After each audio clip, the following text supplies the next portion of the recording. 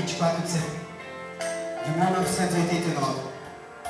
Nasce na cidade de São Paulo uma menina chamada Alice Vilar Felizardo, filha da irmã Maria e do irmão João.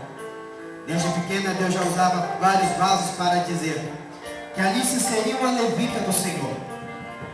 Alice teve uma infância muito sofrida, devido às condições financeiras, pois a irmã Maria criava Alice sozinha, devido ao problema psicológico do irmão João. Aos 17 anos, Alice foi convidada para participar de uma coletânea em Itajaí, Santa Catarina.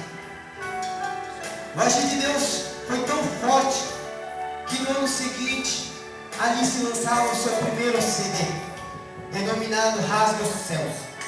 Desde então, Alice nunca mais parou, recebendo vários convites, percorrendo a terra, levando a mensagem do Senhor com a sua voz.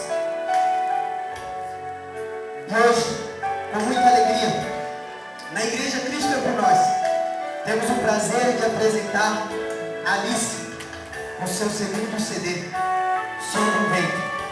Alice nessa noite vai estar assim sendo usada por Deus, aleluia, para louvar, para agradecer o nome santo do Senhor, aleluia. Enquanto os irmãos preparam o playback, ela assim nessa noite vai ser usada para trazer a voz do Senhor através do seu louvor.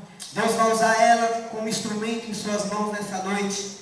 Aqueles que creem, que sabem que Deus está nesse lugar, bate palma e glorifica o nome santo do Senhor. Aleluia.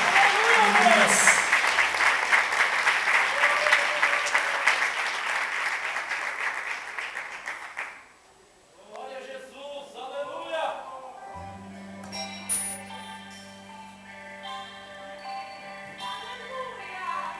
Eu estava entre os mundos, e de repente veio do alto céu um vento impetuoso que encheu toda a casa. E todos foram cheios do Espírito de Deus.